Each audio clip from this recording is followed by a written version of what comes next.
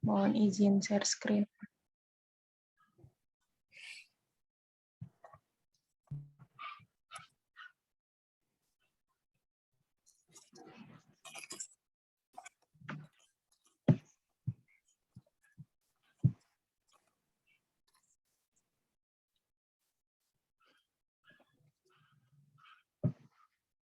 Baik, Assalamualaikum warahmatullahi wabarakatuh. Selamat siang, Selamat siang Prof. Munasir dan Bapak Ibu sekalian. Pada pertemuan kali ini kami dari kelompok selanjutnya akan menjelaskan terkait chapter 11, yakni rotasi benda tegar, dengan anggota kelompok Dela Sinta dengan NIM 013, Rizky Nurfadila dengan NIM 016, dan Muhammad Furqon dengan NIM 020.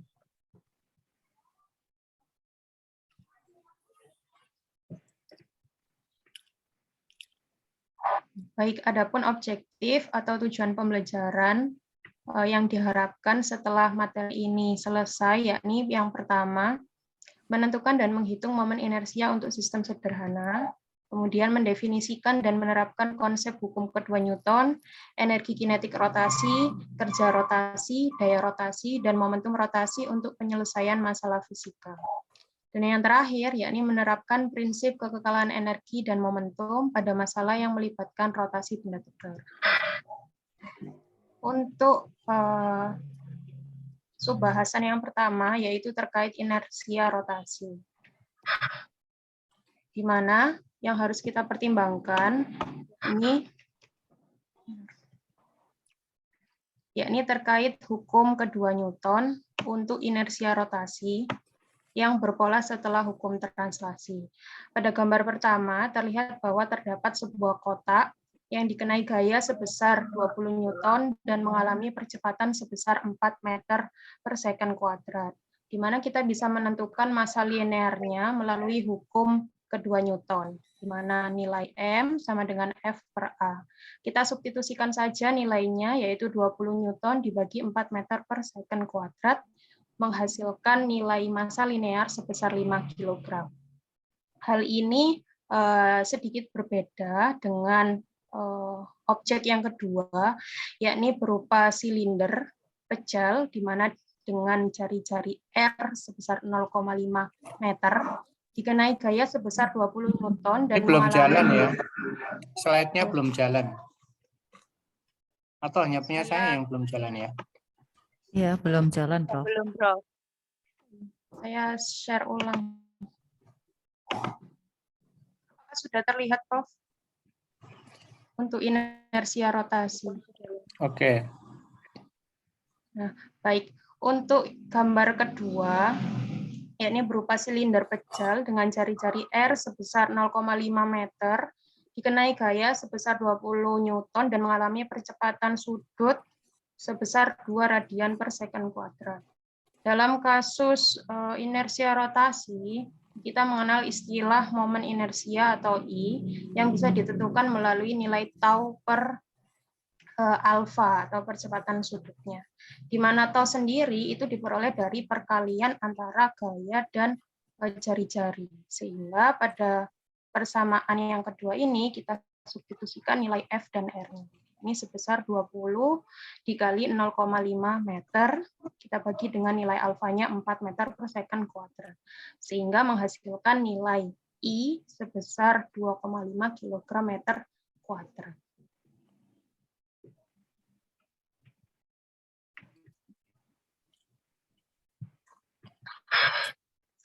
Selanjutnya, ketika kita berbicara tentang gerak, pastinya objek tersebut memiliki energi kinetik, termasuk juga pada gerak rotasi. Nah, untuk menentukan energi kinetik pada gerak rotasi, kita bisa mempertimbangkan massa-massa kecil yang terdapat pada suatu objek. Seperti gambar yang telah tertera, di situ terdapat sebuah objek yang diputar dengan kecepatan omega konstan. Nah, bagaimana caranya untuk menentukan energi kinetik rotasinya? Melalui persamaan K sama dengan setengah mv kuadrat. Kemudian kita tahu bahwa kecepatan yang dialami benda itu adalah kecepatan sudut, maka besaran V itu digantikan atau dituliskan sebagai omega kali R, di mana omega sendiri merupakan atau menggambarkan kecepatan yang dialami oleh benda yang melakukan gerak rotasi. Selanjutnya, dengan mensubstitusikan nilai V sama dengan omega kali R, kita peroleh persamaan K sama dengan setengah mr kuadrat omega kuadrat.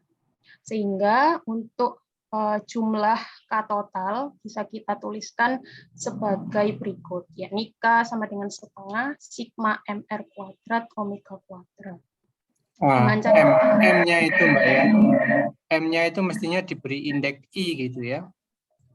Nah, I-nya itu berjalan dari 1 sampai N. N itu ya banyaknya massa, dan banyaknya partikel massa. Kalau diskrit tuh ya. Kalau diskrit, sigma itu kan penjumlahan ya, dari massa 1 tambah massa 2 tambah massa 3. Sebetulnya I-nya, R-nya juga begitu, karena jaraknya kan tidak sama ya. MI RI kuadrat. I-nya berjalan, jadi itu penjumlahan ya. Jadi M1 dikali R1 kuadrat ditambah M2 dikali R2 kuadrat dan seterusnya. Sampai MN, RN kuadrat gitu ya. Dikali omega. Nah, kalau bendanya kontinu maka integral. Berarti ada kerapatan tergantung bentuk bendanya, kontinunya, apakah hanya 1 dimensi atau 2 dimensi atau 3 dimensi. Jadi nanti pakai rapat massa ya, rapat massa panjang, rapat massa luas, rapat massa volume kan gitu ya. Nyari itu untuk yang momen inersianya. Berarti ditambahi sigma I sama dengan 1 hingga ke N, kemudian untuk M-nya itu juga ditambah M1 R1 plus M2 R2 seterusnya gitu, Prof. Apakah seperti itu?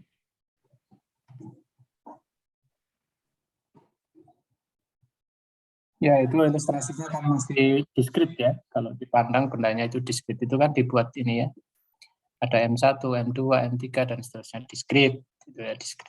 Jadi nanti tolong dilihat lagi konsep tentang momen inersia, benda diskrit maupun yang kontinu. Nanti cek lagi. Terus kemudian nanti kan untuk benda-benda dengan bentuk tertentu itu kan sudah ya biasanya sudah dihitung waktu di fisika dasar dulu. Jadi kalau bentuknya persegi panjang, kalau bentuknya silinder, kalau bentuknya bola, bola berongga, silinder berongga, dan seterusnya. Ya, sambil mereview yang pelajaran waktu di S1 dulu. Ya. Baik, untuk selanjutnya yaitu terkait ini, di mana gerakan perputarannya didefinisikan sebagai I sama dengan sigma mr kuadrat, di mana I sendiri merupakan momen inersia. Selanjutnya, contoh soal yang pertama, yakni berapakah energi kinetik rotasi suatu objek yang berputar dengan kecepatan konstan 600 rpm. Jadi yang ditanyakan di sini adalah energi kinetiknya. Ya, langkah pertama yang kita lakukan yaitu menentukan nilai I atau momen inersia. Di mana pada gambar tersebut terlihat bahwa terdapat 3 objek dengan masing-masing bermassa 2 kg, 3 kg, dan 1 kg. Dan berjarak masing-masing 3 meter, 1 meter, dan 2 meter dari poros. Nah, tinggal kita substitusikan saja di sini untuk nilai I-nya, yaitu sigma mr kuadrat. Jadi M1-nya 3 kilo dikali 1 kuadrat, ditambah 2 kg kali 3 kuadrat, ditambah 1 kg dikali 2 kuadrat, sehingga diperoleh nilai I sebesar 25 kg meter kuadrat. Nah, selanjutnya diketahui pada soal bahwa kecepatannya bernilai konstan, yakni sebesar 600 rpm. Nah, selanjutnya di sini omeganya 600 rpm, kita konversi menjadi satuan rad per second, diperoleh nilai omega sebesar 62,8 radian per objekkan. Nah, tinggal kita kalikan saja dengan 2pi per 60 second. Kemudian kita tahu dari persamaan sebelumnya bahwa nilai K atau energi kinetik dapat dihitung melalui persamaan setengah I omega kuadrat, di mana nilai I-nya sendiri 25, kita kalikan dengan omeganya dikuadratkan, sehingga diperoleh nilai K sebesar 49.300 Joule. Nah, ini tadi salah satu yang disinggung oleh Prof. Munasir terkait nilai momen inersia yang bergantung pada bentuk sebuah objek atau benda. Di sini ada beberapa bentuk benda yang memiliki nilai I yang berbeda-beda, tergantung pada jenis bentuk bendanya. Untuk yang pertama yaitu batang silinder, di mana porosnya berada pada ujung. Nilai I dapat ditentukan melalui persamaan I sama dengan 1/3 ml kuadrat. Sedangkan untuk batang silinder dengan poros yang berada di pusat, dapat ditentukan nilai I-nya melalui persamaan I sama dengan 1/12 ml kuadrat. Berbeda dengan bentuk silinder, di mana untuk silinder berongga dengan jari-jari R, nilai I bisa ditentukan melalui persamaan I sama dengan mr kuadrat. Sedangkan untuk piringan silinder yang pejal, nilai I-nya bisa diperoleh dari persamaan setengah mr kuadrat. Sedangkan untuk bola pejal, nilai I-nya diperoleh melalui persamaan I sama dengan 2/5 mr kuadrat.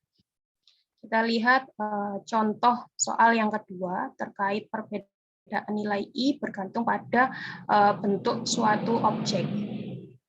Di contoh kedua, sebuah silinder berongga dan pejal mempunyai massa 3 kg dan radius 20 cm. Bandingkan momen inersia kedua silinder tersebut. Jadi di sini disajikan dua bentuk objek benda. Objek pertama silinder berongga dan objek kedua silinder pejal. Kita diminta untuk membandingkan nilai momen inersia dari kedua silinder tersebut.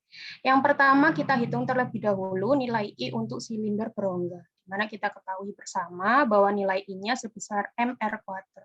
Kita substitusikan saja nilai M dan R-nya. M-nya masanya 3 kg dengan jari-jari 0,2 meter. Kita substitusikan sehingga diperoleh nilai I untuk silinder berongga sebesar 0,12 kg meter kuadrat. Selanjutnya sebagai pembandingnya yaitu silinder pejal, di mana nilai I untuk silinder pejal ditentukan dari persamaan setengah mr kuadrat. Sehingga ketika kita substitusikan nilai M dan R-nya diperoleh nilai I sebesar 0,06 kg meter kuadrat. Nah, dari kedua nilai tersebut kita bisa melihat bahwa nilai I untuk silinder pejal itu setengah kali dari silinder berongga. Nah, kita tahu sendiri dari persamaannya. Terdapat perbedaan. Nah, selanjutnya terdapat analogi penting untuk kasus gerak rotasi jika dibandingkan dengan gerak linear.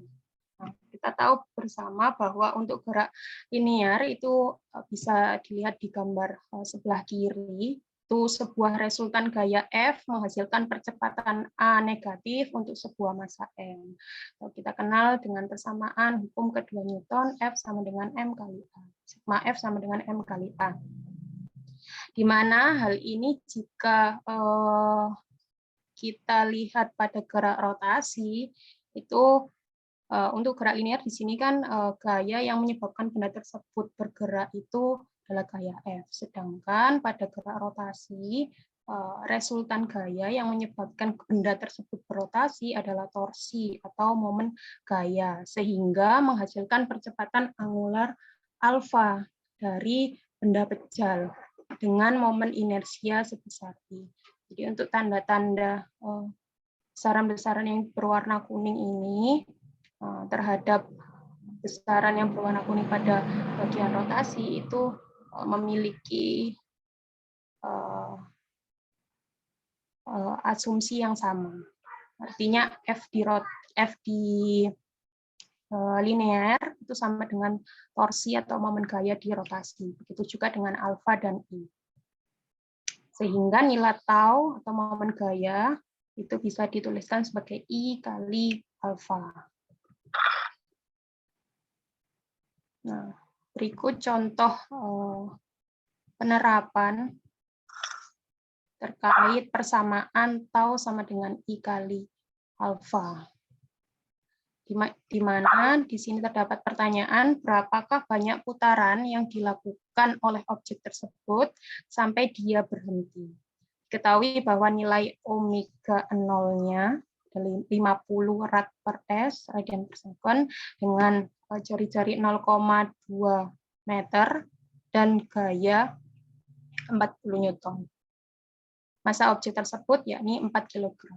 Di sini dari persamaan tau sama dengan I kali alfa, kita tahu bahwa tau sendiri merupakan F kali R, sama dengan setengah kali MR kuadrat kali alfa. Sehingga nilai alfa dapat diperoleh melalui persamaan 2F per MR. Selanjutnya kita substitusikan nilai masing-masing besaran ini. Besaran F, M, maupun R. Sehingga diperoleh nilai alfa sebesar 100 radian per second kuadrat. Selanjutnya, kita tentukan nilai tetanya melalui persamaan 2 alfa teta sama dengan omega F kuadrat min omega 0 kuadrat. Kita tahu di sini pada soal bahwa objek tersebut berhenti. Artinya omega 0 dari objek omega final dari objek bernilai 0. Sehingga kita bisa menentukan nilai tetanya melalui persamaan negatif omega kuadrat per 2 alfa. Nah, selanjutnya dilakukan substitusi terhadap nilai masing-masing besaran tersebut. Hingga diperoleh nilai theta sebesar 12,5 radian. Nah, karena yang ditanyakan itu banyaknya putaran, sehingga kita harus mengonversi dari besaran, dari satuan radian ke rev atau revolusi atau putaran.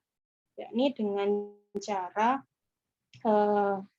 kita ketahui bahwa satu rev itu sama dengan 6,28 radian, sehingga untuk menentukan 12,5 radian tinggal kita bagi saja dengan 6,28. Sehingga diperoleh nilai 1,99 rev. Bila dibulatkan 2 rev atau 2 putaran. Artinya benda tersebut mengalami 2 kali putaran hingga dia berhenti.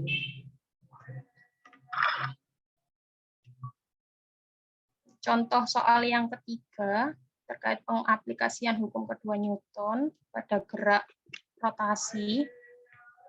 Nah, di sini ada contoh soal berapakah percepatan linear dari benda bermassa 2 kg yang jatuh.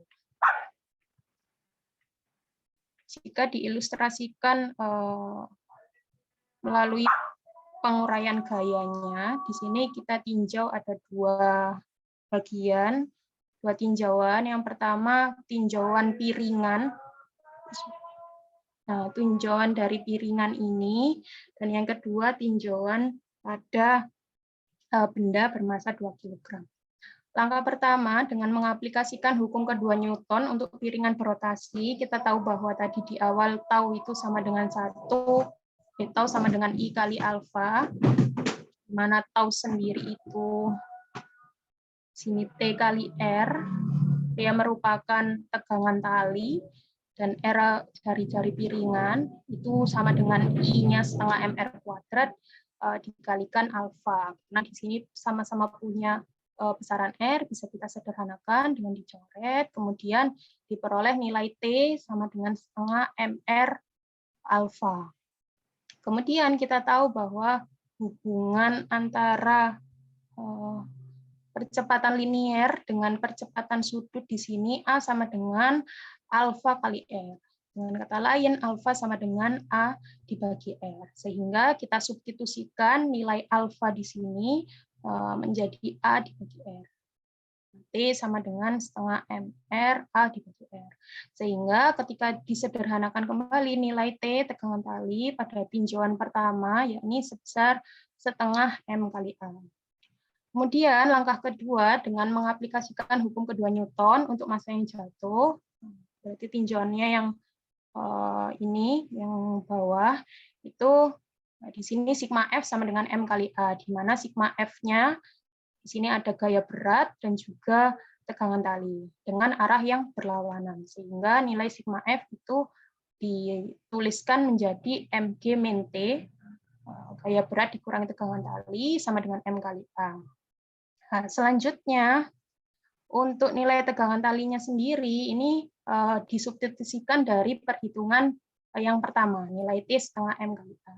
Nah, kita ganti di persamaan yang ini. Jadi mg formula umumnya ya Mbak ya. Formula umumnya tau sama dengan I kali alfa itu sebenarnya sigma tau sama dengan I dikali alfa. Sigma tau itu adalah apa? Momen gaya ya. Jadi jumlah total momen gaya yang bekerja pada sistem itu sama dengan momen inersia dikali dengan percepatan sudutnya. Nah, yang bawah itu ya sama, sigma gaya, jumlahan semua gaya yang bekerja pada sistem sama dengan massa dikali percepatan sistem A. Itu ya. Jadi itu bentuk umumnya sigma ya, jumlahan gitu ya. Jadi kalau mau menerapkan, kebetulan ini hanya ada satu momen gaya, dan begitu pula yang bawah itu. Nah, ini sama-sama kita mau ini ya. T di situ tegangan tali ya, bukan energi kinetik ya, jangan ini. Jadi ini T memang kadang-kadang ya ini di sini kita pakai T, tapi di kesempatan lain T dipakai energi kinetik. Jadi semoga aja enggak ini ya. Enggak bingung ya, bisa mengikuti ya. Intinya seperti itu. Jadi sigma gaya, jadi rumus yang betul itu sigma gaya yang bekerja pada sistem itu sebanding dengan massa dikali percepatan atau sama dengan massa kali percepatannya.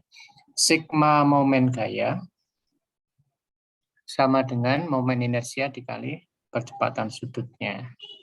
Jadi momen gaya itu terjadi ketika ini dia ada gerak rotasi ya, rotasi. Cirinya apa? Ada percepatan sudut. Jadi kalau tidak ada percepatan sudut, tidak ada rotasi, berarti tidak ada momen gaya. Begitu pula untuk yang bawah ini,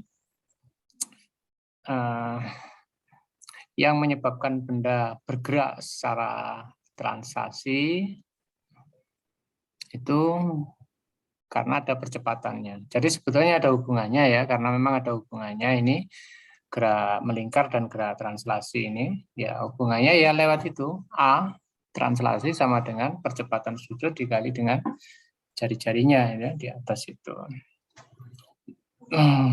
Oke, ini kebetulan tinjauan untuk kasus itu ya, gerak rotasi itu ya. Kemudian ditinjau dari dua persamaan ini atau diselesaikan persamaan ini. Karena pertanyaannya kan percepatan linier kan, A-nya kan, ya itu yang dicari.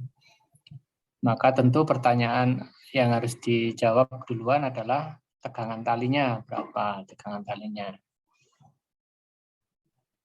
Oke. Nah, biasanya di soal-soal itu kalau katrolnya itu masanya diabaikan, ya, masanya diabaikan, maka tegangan tali itu sama dengan ini gaya berat benda yang menyebabkan piringan atau katrolnya bergerak. Ya. Tetapi kalau massa katrol tidak diabaikan, maka berlakulah yang pertama itu, ya, yang pertama itu. Jadi ada momen inersia, berarti ada tegangan apa gaya apa berarti ada apa momen gaya kan gitu ya, momen gaya. Oke, itu ya. Silakan diteruskan. Terima kasih, Prof. Jadi selanjutnya ketika kita substitusikan nilai masing-masing besaran, diperoleh nilai A sebesar 3,92 meter per second kuadrat. Selanjutnya beralih pada konsep usaha dan daya untuk gerak rotasi. Baik, usaha, kita tahu bahwa persamaan untuk usaha yakni F kali S, di mana nilai S atau perpindahan untuk gerak rotasi itu diperoleh dari perkalian antara jari-jari dan sudut dan theta, sudut pembentuk antara F dan R-nya, F dan R-nya. Kemudian sebelumnya kita tahu bahwa nilai tau itu merupakan F kali R, sehingga bisa dituliskan bahwa nilai usaha yakni sebesar tau kali theta. Selanjutnya, sebenarnya momen gaya itu adalah besaran vektor sebenarnya. Tau itu vektor, F juga vektor gaya. Jadi biasanya adalah R-nya juga begitu kan, arahnya kan beda-beda. Setiap saat R arah jari-jarinya kan beda-beda. Jadi tau vektor tau sama dengan F vektor cross R vektor kan gitu ya biasanya. Atau ditulis tau sama dengan F R sin theta gitu ya biasanya. Nah, F itu gaya tegangan itu kan selalu tegak lurus dengan jari-jari. Sehingga taunya itu hanya F dikali R gitu aja. Karena sin 90 kan sama dengan 1. Nah, itu ya solusinya dari situ. Kemudian usaha itu kan sama dengan gaya dikali jarak tempuh. Jarak tempuh melingkarnya itu kan S itu kan. Nah, S-nya itu sebanding dengan apa? Busurnya kan, busur lintasannya itu. Nah, itu bisa didekati sama dengan R dikali theta. Itu sebetulnya dalam bentuk ini sih limitnya itu ya kecil, tapi itu kan sudah ini ya integral, diintegralkan ya. Oke lah dianggap seperti itu. Oke, teruskan. baik. Untuk yang selanjutnya terkait konsep daya, yakni usaha persatuan waktu, di mana tadi sudah kita ketahui bersama bahwa usaha dapat diketahui melalui persamaan tau kali theta, sehingga daya sendiri bisa ditemukan melalui persamaan tau theta per T, di mana daya sendiri ini terdapat omega rata-rata atau kecepatan rata-rata itu diperoleh dari persamaan theta per T, sehingga daya sendiri bisa dirumuskan menjadi torsi dikali kecepatan rata-rata angular. Nah, untuk contoh soal yang keempat terkait konsep usaha dan daya akan dijelaskan oleh Pak Furqon.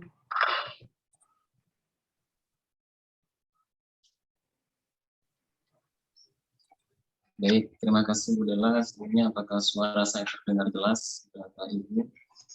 Iya, jelas Pak. Iya, Pak.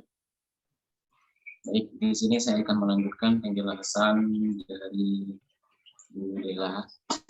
Di sini ada contoh yang keempat, di mana ada sebuah gambar piringan yang berputar dengan jari-jari 40 cm atau 0,4 meter dan dengan massa 6 kg. Di sini kita diminta untuk menghitung berapakah usaha dan daya jika massa benda yang menggantung itu 2 kg diangkat sejauh 20 meter dalam waktu 4 second. Kita ketahui bersama di persamaan sebelumnya bahwa usaha sama dengan T kali theta, di mana theta sama dengan F kali R. Dan dapat kita cari tetanya dengan rumus S per R, di mana S-nya sama dengan 20 meter dan R-nya jari-jarinya sama dengan 0,4 meter. Maka ditemukan tetanya sebesar 50 radian. Kemudian gaya dapat kita cari dengan massa kali gravitasi, gaya berat, di mana massanya 22 kg dan gravitasinya 9,8 meter per second kuadrat, dan ditemukan gayanya sebesar 19,6 Newton. Kemudian maka usaha dapat ditemukan dengan rumus gaya dikali dengan jari-jari dan dikalikan dengan theta, di mana gayanya sebesar 19,6 ton dan R-nya atau jari-jarinya sebesar 0,4 meter dan tetanya 50 radian. Maka ditemukan usaha sebesar 392 joule. Kemudian berapa dayanya? Maka daya dapat dicari dengan usaha per satuan waktu, di mana usahanya sama dengan 392 joule dibagi waktu sebesar 4 second. Maka ditemukan daya sebesar 98 watt. Next.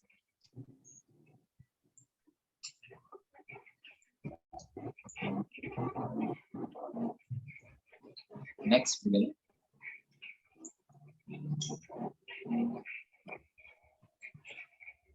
Iya, sebentar Pak, ini masih proses.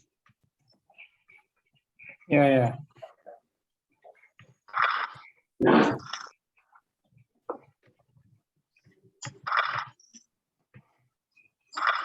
Selanjutnya kita ke teorema usaha dan energi. Untuk gerak linear, yaitu usaha yang dilakukan sama dengan perubahan energi kinetik linear. Bisa dituliskan Fx sama dengan setengah MP akhir MPF kuadrat min setengah MP0 kuadrat. Dengan menggunakan analogi sudut, maka ditemukan besar rotasi sama dengan perubahan energi kinetik rotasi dan dapat dituliskan dengan atau theta sama dengan setengah I omega F kuadrat min setengah I omega 0 kuadrat yang awalnya linear kita ubah dengan analogi sudut sehingga menjadi energi kinetik rotasi. Next.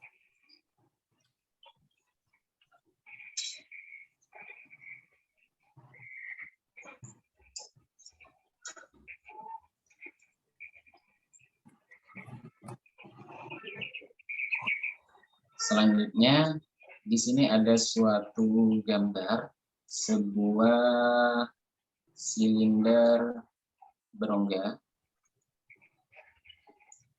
dengan omega 0 sebesar 60 radian per second, kemudian jari-jarinya sebesar 30 cm atau 0,3 meter dengan gaya 40 Newton dan masanya 4 kg. Yang ditanyakan adalah berapa besar usaha yang diperlukan untuk menghentikan perputaran roda pada gambar tersebut. Kita ketahui bersama bahwa usaha sama dengan delta KR, energi kinetik rotasi. Pertama kita harus mencari I, menentukan I, di mana I dapat kita cari dengan massa kali jari-jari kuadrat, di mana masanya sama dengan 4 kg dan jari-jarinya 0,3 meter. Maka ditemukan I sebesar 0,36 kg meter kuadrat. Kemudian untuk usahanya atau theta sama dengan setengah I omega F kuadrat min setengah I omega 0 kuadrat, karena yang di sini yang diketahui adalah omega 0-nya pada posisi awal, maka omega-nya itu sama dengan 0. Maka usahanya sebesar min setengah I omega 0 kuadrat. Dan kita substitusikan hasil yang tadi I-nya menjadi setengah, usaha sama dengan min setengah 0,6 kg meter kuadrat dikalikan omega-nya sebesar 60 radian per second kuadrat, maka ditemukan usahanya sebesar 648 joule. Next.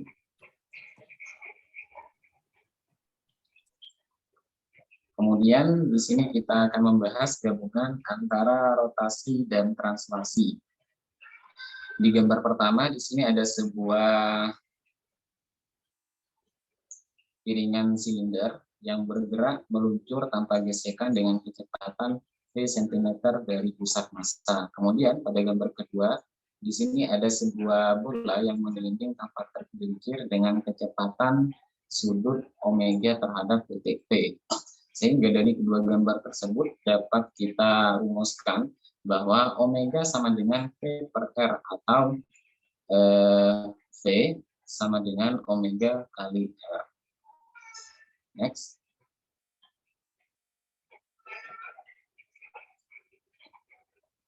Dari gambar yang tadi, dua gambar yang tadi dapat kita tuliskan bahwa ada dua jenis energi kinetik. Yang pertama ada energi kinetik translasi, di mana yang bergerak secara vertikal sama dengan setengah mv kuadrat. Kemudian ada energi kinetik rotasi yang bergerak melingkar, yang dirumuskan setengah I omega kuadrat. Nah, dari kedua persamaan tersebut, maka dapat kita tentukan bahwa energi kinetik total benda yang berguling dapat kita tuliskan KT, energi kinetik total sama dengan penjumlahan dari energi kinetik translasi sebesar setengah mv kuadrat dengan energi kinetik rotasi setengah I omega kuadrat adalah energi total dari benda yang berguling. Next. Kemudian konversi sudut linier. Dalam banyak penerapan aplikasi kita harus menyelesaikan persamaan dengan parameter sudut dan linier. Dan perlu kita ingat bahwa yang pertama perpindahan S sama dengan theta kali R ketika diubah ke sudut menjadi theta sama dengan S per R. Kemudian yang kedua ada kecepatan velocity, di mana V sama dengan omega kali R. Setelah dikonversi ke sudut menjadi omega sama dengan V per R. Kemudian yang ketiga ada percepatan acceleration, di mana alfa sama dengan A kali R setelah dikonversi ke sudut menjadi A sama dengan alfa per R. Next.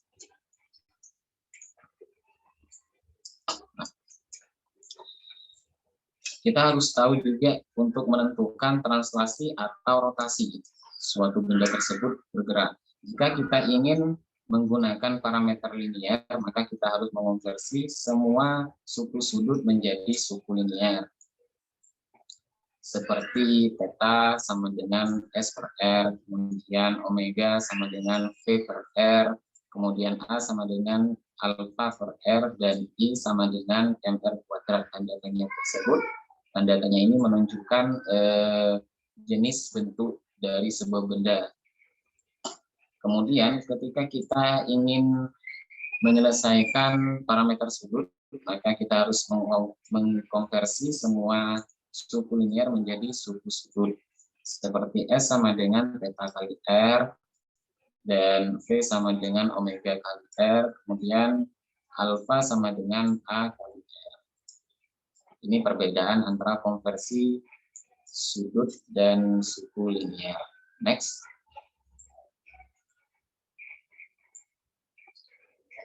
Nah, contoh pertama bagian A.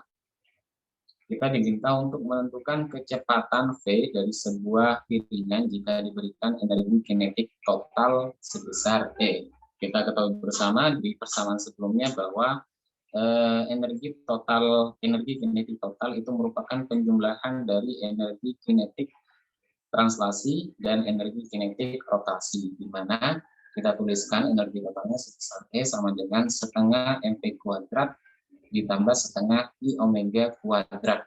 Dan kita tahu bahwa I sama dengan setengah mr kuadrat dan omega sama dengan V per R. Kita substitusikan kedua persamaan ini, I dan omega, ke persamaan energi kinetik total. Maka menjadi E sama dengan setengah mv kuadrat ditambah setengah dikali setengah mr kuadrat, yaitu besarnya I, kemudian dikali V kuadrat per R kuadrat, besarnya R. Maka setelah dicoret R-nya di atas dan di bawah tersisa E sama dengan setengah MV kuadrat ditambah seperempat MV kuadrat. Maka dari sini dapat ditemukan E sama dengan 3 MV kuadrat per 4 atau V kecepatannya sama dengan akar 4E per 3M. Next. Kemudian contoh yang kedua, bagian B, kita diminta untuk menentukan kecepatan sudut omega dari sebuah piringan dengan energi kinetik total sebesar E. Tidak jauh berbeda seperti yang sebelumnya di contoh pertama, besar energi kinetik totalnya sebesar E, maka E sama dengan setengah MV kuadrat dari energi kinetik translasi dan setengah I omega kuadrat dari energi kinetik rotasi. Sama konsepnya seperti yang sebelumnya, dengan I sama dengan setengah MR kuadrat dan omega sama dengan V per R. Karena di sini yang diminta adalah omega, maka yang kita masukkan pada selanjutnya yaitu E sama dengan setengah M kali V-nya kita masukkan sebesar omega kali R kuadrat plus setengah I-nya kita masukkan setengah MR kuadrat, dapat ditemukan E sebesar setengah MR kuadrat omega kuadrat ditambah seperempat MR kuadrat omega kuadrat, sehingga dapat kita rumuskan besarnya E sama dengan 3 MR kuadrat omega kuadrat per 4, atau besar omeganya yaitu akar 4E per 3 MR kuadrat. Dari penurunan rumus dari atas. Next.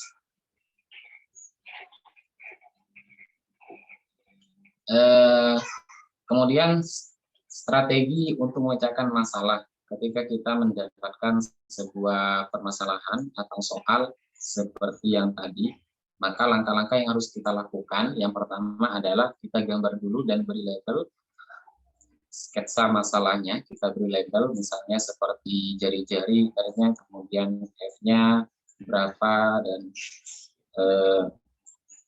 omega-nya berapa. Kemudian yang kedua, kita tulis, kita daftar mana yang dapat mana yang dapat ditemukan, apa yang harus kita cari dan apa yang sudah tertera dalam soal. Kemudian kita tuliskan rumus untuk mencari momen inersia untuk setiap benda yang berputar sesuai dengan gambar di soal. Kemudian kita harus ingat juga konsep-konsep yang terlibat seperti daya, energi, usaha, konversi, dan lain-lain, dan kita tuliskan kesamaan yang sekiranya terlibat dalam suatu permasalahan yang akan kita kerjakan. Kemudian kita selanjutnya menyelesaikan dengan rumus-rumus yang sudah ada. Next.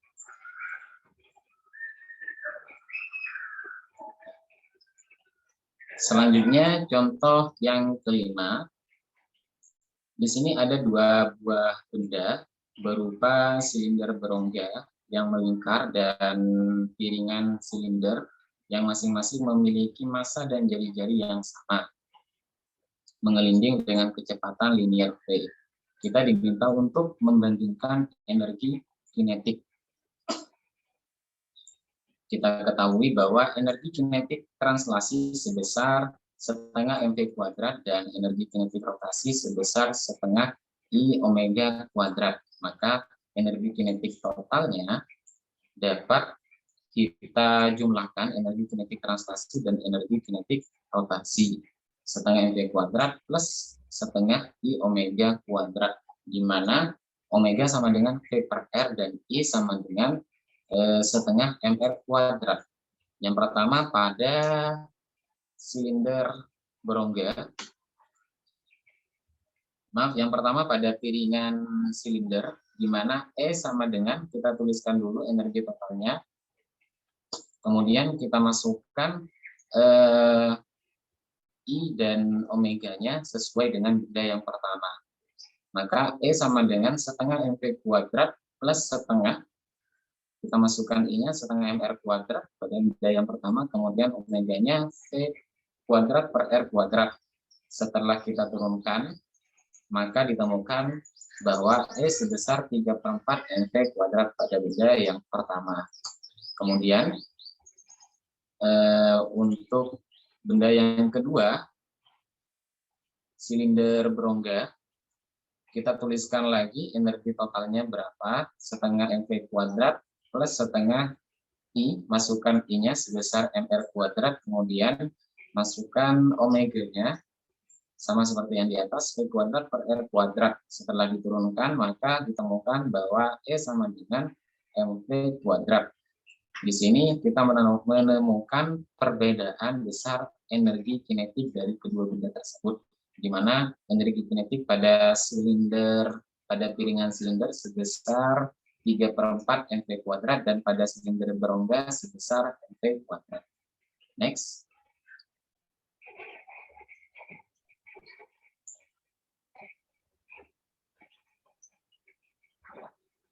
Untuk kekekalan energi dan seterusnya akan dilanjutkan oleh teman saya, yaitu Bu Siti. Dipersilakan. Baik, saya akan melanjutkan presentasi dari Pak Furkon tentang kekekalan energi. Pada kekekalan energi total masih disimpan untuk sistem dalam rotasi dan translasi, sehingga pada kondisi awal dan akhir yaitu dirumuskan bahwa U ditambah KR ditambah KT, di mana U adalah energi potensial, KR adalah kinetik rotasi, dan KT adalah kinetik translasi, di mana energi potensial dirumuskan M kali G kali H, dan kinetik rotasi yaitu setengah I omega kuadrat, dan kinetik translasi yaitu setengah MV kuadrat. Next, Bu.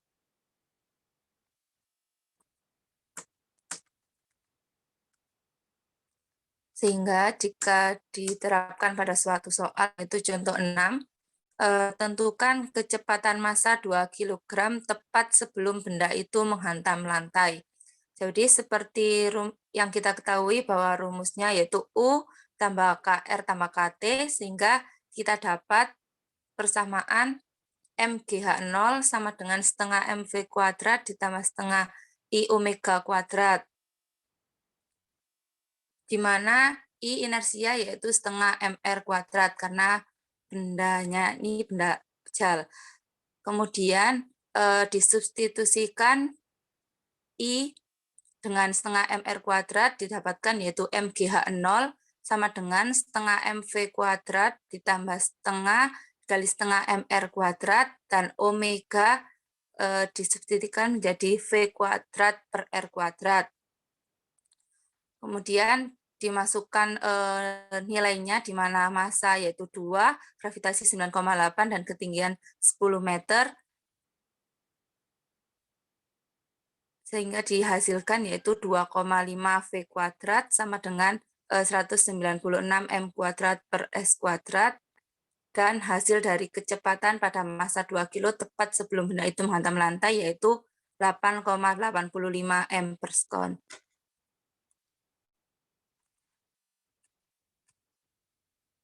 Untuk contoh yang ke-7 yaitu ada sebuah lingkaran dan piringan menggelinding dari atas lereng, kemudian ditanyakan berapa kecepatan mereka di dasar jika ketinggian awal 20 meter. Jadi pada permasalahan ini kita mencari kecepatan pada benda lingkaran, pada sebuah lingkaran dan sebuah piringan. Kita menggunakan rumus kekekalan energi, di mana U ditambah Roda gitu ya, bukan lingkaran. Ya, energi potensial ditambah kinetik translasi ditambah kinetik rotasi, di mana MGH0 sama dengan setengah MV kuadrat ditambah setengah I omega kuadrat. Pada sebuah lingkaran inersianya yaitu MR kuadrat. Jadi I pada sebuah lingkaran dimasukkan MR kuadrat, dan omega dimasukkan V kuadrat per R kuadrat, sehingga dihasilkan pada kecepatan lingkaran yaitu V sama dengan akar GH0, di mana nilai gravitasi 9,8 dan nilai H atau ketinggian 20 meter. Jadi dihasilkan kecepatan pada sebuah lingkaran yaitu 14 meter per sekon. Untuk yang kedua, yang membedakan yaitu inersia pada sebuah piringan yaitu setengah mr kuadrat. Sehingga dihasilkan kecepatan pada sebuah piringan yaitu V sama dengan akar 4/3 GH0. Sehingga dihasilkan nilai kecepatan dari sebuah piringan yaitu V sama dengan 16,2 meter per sekon.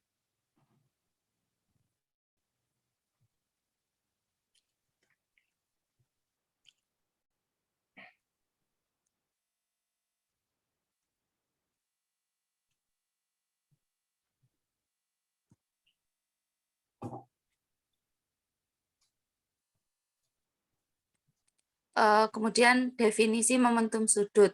Bayangkan sebuah partikel M massa yang bergerak dengan kecepatan V dalam lingkaran berjari-jari R. Definisikan momentum sudut L, di mana L dirumuskan yaitu M kali V kali R. Substitusi V yaitu omega R, maka momentum sudut L sama dengan M omega R kali R, sehingga momentum sudut L sama dengan mr kuadrat omega. Untuk benda yang berputar terus-menerus, maka L sama dengan sigma mr kuadrat omega. Karena I sama dengan setengah mr kuadrat, maka momentum sudut L sama dengan I omega, atau inersia dikali sudut. Kemudian contoh yang ke-8 yaitu tentukan momentum sudut batang tipis 4 kg dengan panjang 2 meter jika berputar di sekitar titik tengahnya pada kecepatan 300 rpm. Maka seperti yang kita ketahui di rumus sebelumnya, untuk mencari inersia pada suatu tongkat, diketahui I sama dengan 1/12 ml kuadrat, di mana massa 4 kilo dan L-nya 2 meter. Kemudian kita ketahui bahwa nilai dari inersia yaitu 1,33 kg meter kuadrat. Selanjutnya kita mencari omega sama dengan 300 rev per min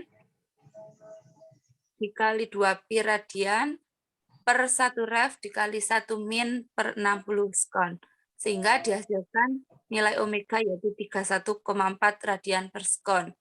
Kita ketahui sebelumnya bahwa rumus momentum sudut adalah L sama dengan I omega, maka dimasukkan nilai dari inersia 1,33 dan nilai omega 31,4, sehingga dihasilkan nilai momentum sudutnya atau L sama dengan 1.315 kg meter kuadrat per sekon. Selanjutnya terkait impuls dan momentum. Ingat bahwa untuk gerakan linear, impuls linear sama dengan perubahan momentum linear, yakni F kali delta T sama dengan mv massa kecepatan akhir dikurangi massa kecepatan awal. Kemudian kita menggunakan analogi sudut, kita menemukan impuls sudut sama dengan perubahan momentum sudut, di mana T dikali delta T sama dengan I omega akhir dikurangi I omega awal. Untuk contoh soal selanjutnya, yaitu ada sebuah gaya 200 Newton diberikan pada tepi roda yang berputar bebas. Gaya bekerja selama 0,002 detik. Kemudian berapa kecepatan sudut akhir? Jadi yang ditanyakan adalah omega F atau omega. Kemudian kita masukkan terlebih dahulu, kita cari terlebih dahulu inersia yaitu I sama dengan mr kuadrat, di mana massa adalah 2 kilo dan jari-jarinya 0,4 meter, sehingga didapatkan nilai dari inersia yaitu 0,32 kg meter kuadrat. Kemudian kita menerapkan torsi T sama dengan F kali R, di mana impuls sama dengan perubahan momentum sudut, yakni T delta T sama dengan I omega akhir dikurangi I omega awal, sehingga FR delta T sama dengan I omega akhir.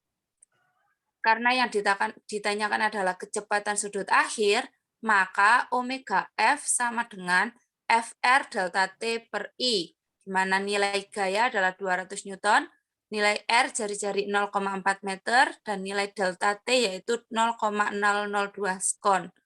Dibagi nilai inersianya yang telah kita cari yaitu 0,32. Sehingga didapatkan kecepatan sudut akhir omega F sama dengan 0,5 radian per sekon.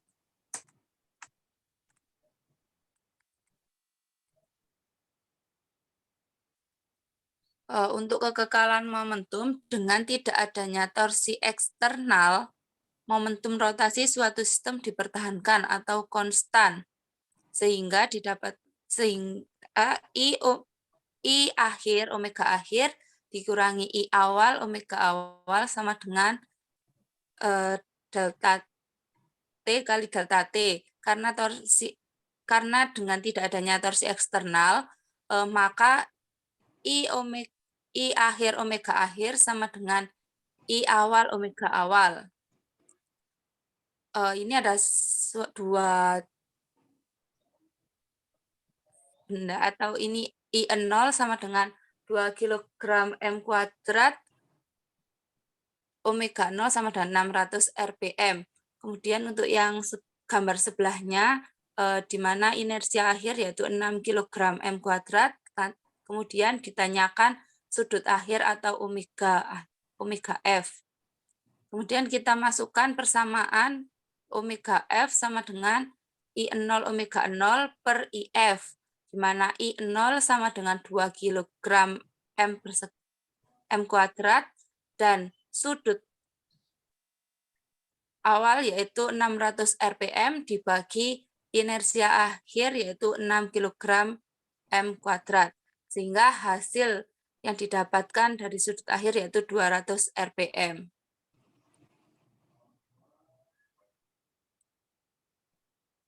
Berikut ada tabel untuk memahami ringkasan atau analogi dari rotasi, yaitu perpindahan untuk linear, perpindahan disimbolkan X, sedangkan pada rotasi itu disimbolkan radian theta. Sedangkan di inersia linear, massa dengan satuan kilogram, sedangkan inersia pada rotasi I dengan satuan kilogram M kuadrat. Kemudian gaya pada linear yaitu dengan satuan Newton N, sedangkan pada rotasi torsi Newton meter. Kemudian kecepatan pada linear yaitu disimbolkan V dengan satuan meter per sekon, sedangkan kecepatan pada rotasi disimbolkan omega dengan satuan radian per sekon.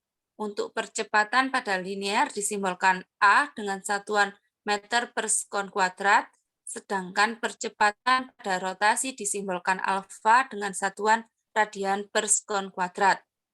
Untuk momentum pada linear yaitu M kali V dengan satuan kilogram meter per sekon, sedangkan momentum pada rotasi yaitu I omega dengan satuan kilogram meter kuadrat radian per sekon. Untuk analogi formula atau analogi rumus yaitu pada gerak linear, F sama dengan M kali A, sedangkan pada gerak rotasi, T sama dengan I kali alfa. Kemudian pada energi kinetik pada gerak linear yaitu setengah MV kuadrat, sedangkan energi kinetik pada gerak rotasi yaitu setengah omega kuadrat. Kemudian usaha pada gerak linear yaitu F kali S, sedangkan usaha pada gerak rotasi yaitu T kali theta. Selanjutnya ada daya, di mana pada gerak linear daya sama dengan F kali V, sedangkan daya pada gerak rotasi yaitu I kali omega. Kemudian pada S ada gerak rotasi, yaitu setengah MV akhir kuadrat dikurangi setengah MV 0 kuadrat. Sedangkan pada gerak rotasi, tau theta sama dengan setengah I omega akhir kuadrat dikurangi setengah kali omega awal kuadrat.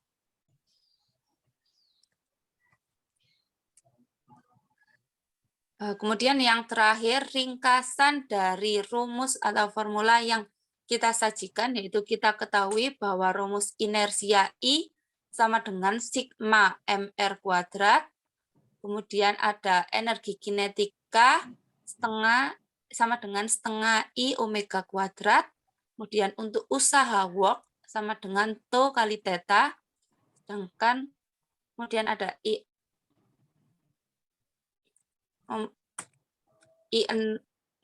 inersia awal kali omega awal sama dengan I akhir omega akhir. Kemudian ada tau theta sama dengan setengah I omega akhir kuadrat dikurangi setengah omega awal kuadrat. Dan yang terakhir daya sama dengan tau theta per T sama dengan tau omega. Sedangkan pada energi potensial atau ketinggian ini dirumuskan M kali G kali H. Untuk kinetik rotasi yaitu setengah I omega kuadrat, dan energi kinetik translasi atau kecepatan ini dirumuskan setengah MV kuadrat. Berikut presentasi yang kami sajikan. Selebihnya kami kembalikan ke Prof. Munasir. Terima kasih. Baik ya. Jadi kalau nanti dibaca ulang, kebetulan ini adalah konsep tentang rotasi ya, ada momen inersia, ada ini, kemudian dikaitkan dengan momentum tadi ya, ada impuls dan momentum ya tadi ya judulnya. Oke, Prof.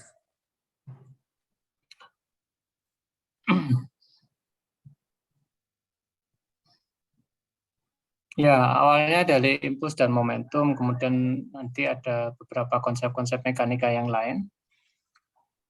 Nah, saya kira ini secara dasar sudah dipelajari waktu dulu ya di S1 di fisika dasar. Nah, ini tadi yang agak dikembangkan untuk kasus-kasus tertentu ya, untuk gerak rotasi, kemudian translasi ya dihubungkan gitu ya. Di konsepnya sebetulnya momen gaya sama gaya dan momen gaya tadi. Tau tadi momen gaya ya, kemudian ada gaya, kemudian ada momentum atau ada momentum sudut, ada momentum linier ya tadi itu. Kemudian hukum kekalan energi untuk gerak translasi dan gerak rotasi ya. Itu yang saya kira perlu diperhatikan ya. Ini masih ada kelompok yang belum presentasi ya. Tuh. Ada Prof. Dua Masih berapa kelompok. kelompok? Masih Dua dua kelompok. Ya, karena Senin yang lalu itu kita libur juga ya, itu tanggal merah ya. Oke, Prof. Terus mungkin perlu tambahan ya waktu ya, kapan ya kira-kira? Minggu depan itu sudah minggu tenang ya? Minggu ini ya? Ujiannya awal gimana? Minggu Minggu depan depan tenang, sudah Prof. minggu ke-16. Okay. Ya Sudah kan UAS. kemarin karena ini ya kepotong lebaran itu ya. Okay. Ya, soalnya minggu ini saya agak repot sebetulnya karena hari Sabtu Minggu itu udah ini ya acara hari H pernikahannya anak saya, jadi ngurus-ngurus ini. Mungkin kapan ya? Kalau misalnya besok itu ada kuliah juga besok. Besok itu enggak sampai sore sebetulnya. Kalau besok gitu ada tambahan gitu gimana?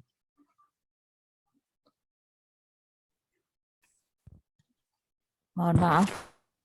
Prof, saya yang tidak bisa, Prof. Ada jam ngajar soalnya, Prof. Oh gitu. Ya, kalau seandainya minggu depan saja bagaimana, Prof? Ini juga beberapa mata kuliah yang lain juga ada tambahan di minggu depan. Oh Di gitu. hari Senin depan. J. Enggak apa-apa, silakan aja. Minggu ini saya enggak bisa, Pak. J. Ya, sudah silakan disiapkan. Kemudian materi-materi yang didiskusikan tolong di save di satu link Google Drive dan tolong di-share di WA Group. Nanti saya juga bisa akses ke sana.